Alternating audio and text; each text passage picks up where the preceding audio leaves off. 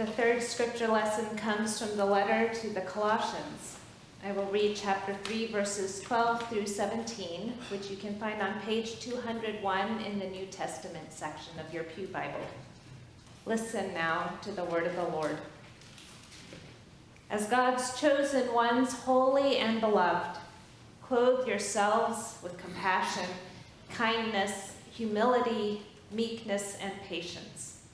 Bear with one another, and if anyone has a complaint against another, forgive each other. Just as the Lord has forgiven you, so you also must forgive. Above all, clothe yourselves with love, which binds everything together in perfect harmony. And let the peace of Christ rule in your hearts, to which indeed you were called in the one body, and be thankful. Let the word of Christ dwell in you richly. Teach and admonish one another in all wisdom. And with gratitude in your hearts, sing psalms, hymns, and spiritual songs to God. And whatever you do, in word or deed, do everything in the name of the Lord Jesus, giving thanks to God through the Father through him. This is the word of the Lord. Thanks be to God. Would you please pray with me? God, you know us completely, inside and out. You know what motivates and drives us. You know what stirs and deeply touches us. Let it be your word of love and mercy, of goodness and righteousness that is written in our hearts and witnessed in our actions. Amen.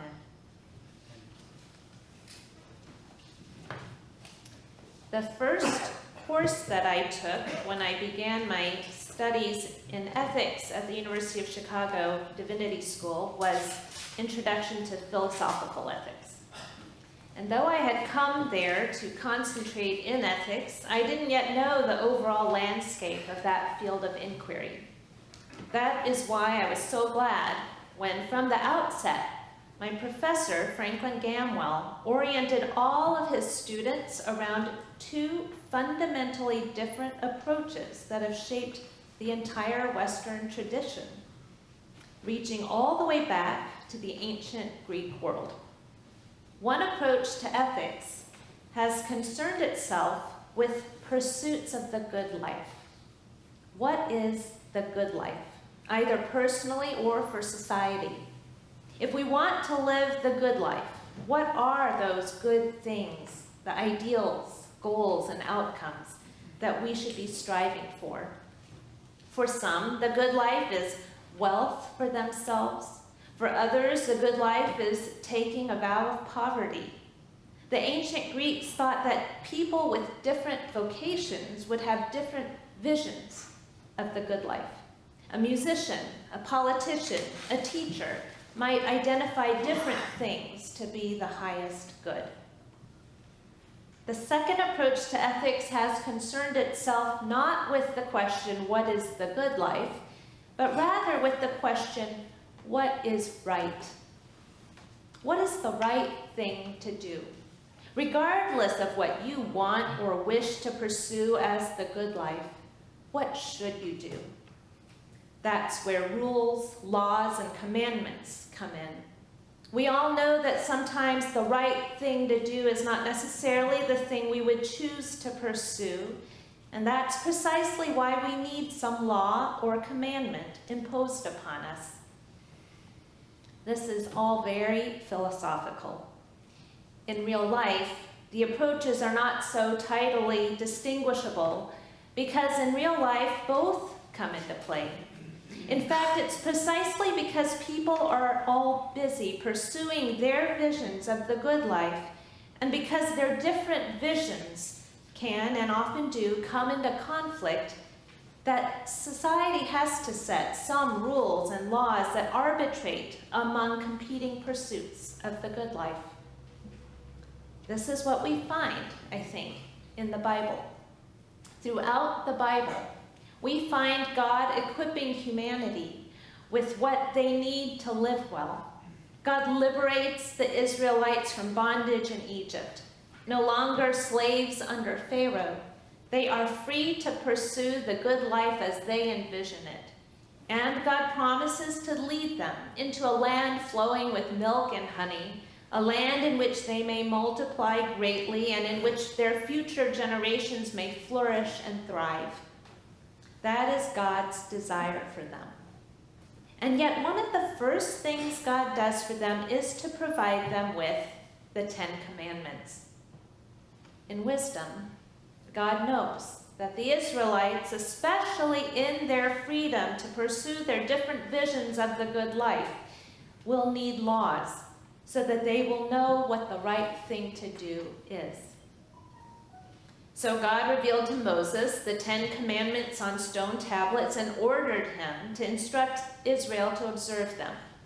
A list of you shalls and you shall nots, to obey no matter what they want to pursue.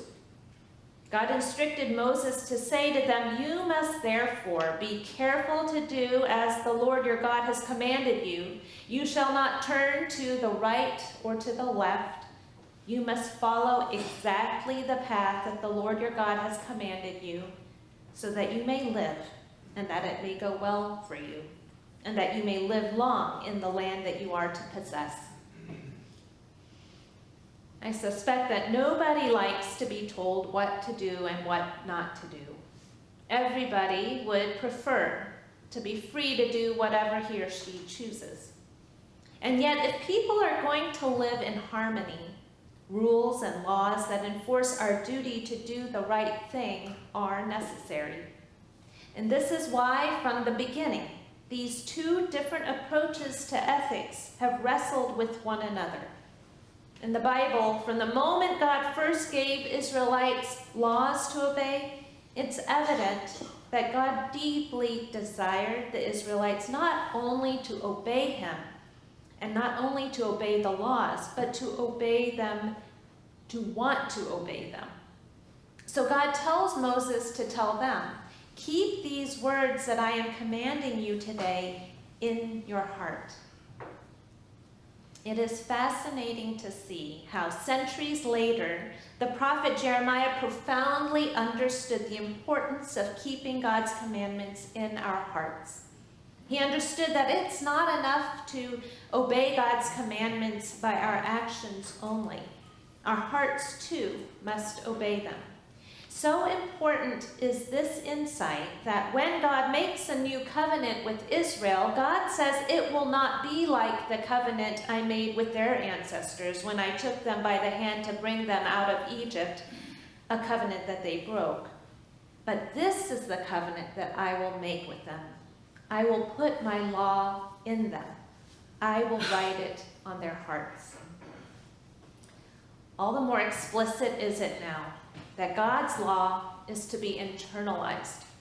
It's not enough for us to do what is right when it's imposed or forced upon us by law or command. Rather, doing the right thing should be desired by us as part and parcel of our vision of the good life. Only when God's law is written on our hearts, rather than on stone tablets, will it be embraced rather than resisted. Will it become a part of who we are, incorporated into our character? Years ago, I attended a lecture at my daughter's school in Chicago. The Parents Association had invited Dr. Kenneth Ginsburg, a professor of pediatrics specializing in adolescent medicine at the University of Pennsylvania School of Medicine, to speak on the topic of raising resilient children and teens. He had a full house. The large lecture hall was full of parents who all wanted to learn what they could do in raising their children well. It was awesome.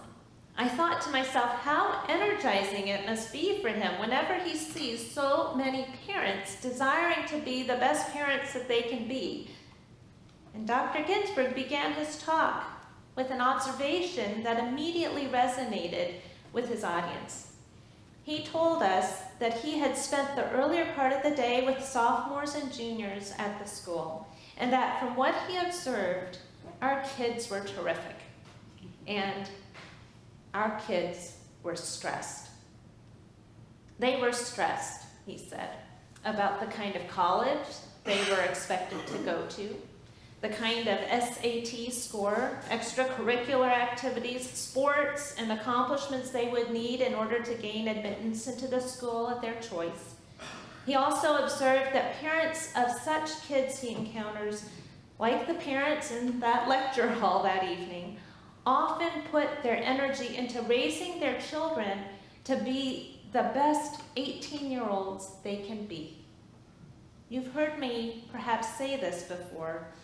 So focused on preparing their children for college or for launching their kids out of the nest for whatever will follow high school, these well-intentioned and hard-working parents often have some kind of vision of the good life for their kids at the age of 18. Just like their high schoolers, these parents are preoccupied with pursuing some vision of the good life for an 18-year-old. And this, he named, is a problem. Rather than asking ourselves what kind of 18-year-old we want to raise, parents and youth would be wiser to ask ourselves what kind of 30-year-old we want to raise. It's not that we will be raising our kids until they're 30, we hope, but rather when we are raising our 3-year-old, 7-year-old, 16-year-old, we can do so mindful of the kind of person in the world we envision our children will someday become. At the age of 30, what values do we envision they will be living out? What kind of character do we envision they will have formed? These are the questions that he encouraged us to ask ourselves. You see, by the age of 30, our kids will have likely experienced some disappointments, some setbacks in their lives. They will likely have needed to make some compromises or adjustments in their pursuits of their visions of the good life. By the age of 30, they will likely have encountered the challenges of living in society, in which different visions of the good life come into conflict with one another. And as a member of society, they will likely have some responsibilities and duties that require them to do the right thing, even though it requires some sacrifice on their part. Dr. Ginsburg's point was that by attending more to the kind of 30-year-old we envision our children to become, we will do a better job in raising our kids to become resilient adults. I would extend this wisdom beyond the work of parenting to the work of all of us in the church. For Christians, the question can be put this way: what kind of disciple of Christ in the world do we want our children and ourselves to become? When asked in this way, so many of the goals, achievements, and outcomes that we might otherwise pursue or encourage our kids to pursue as necessary for what we envision as the good life might fall away. And instead, we can embrace and incorporate into our vision of the good life what we know is right, even when it involves sacrifices on our part. Being Christ's disciple in a diverse world, God knows, requires our hearts to love what is right as much as we love what we envision to be the good life. If we ourselves love what is right, the law is already within us, written on our hearts, and therefore does not need to be imposed upon us. In her book, Political Emotions: Why Love Matters for Justice, author Martha Nussbaum writes about the difference it makes when our hearts love what is right, specifically when our hearts love justice. All societies, she says, are full of emotions: anger, fear, sympathy, pride, disgust, guilt, grief, envy, and many forms of love, such as patriotism. Every effective civic leader knows that political principles, if they're going to be stable over time, need emotional support. The stability of our liberal democracy is no exception. and its sustainability depends, Martha Nussbaum argues, on the cultivation of love. It takes love to engender and sustain public projects that require effort and sacrifice, such as the full inclusion of previously excluded marginalized groups, the redistribution of rights, foreign aid, and the protection of the environment. Without love, women could not have gotten the right to vote. Jim Crow laws would not have been repealed. The Berlin Wall would not have come down. The National Park Service would not have been established. All of these public efforts take love, so much love. The thing about love is this: it cannot be forced. Love is completely voluntary, and love never tries to control or impose itself on others. It takes cultivation, not coercion.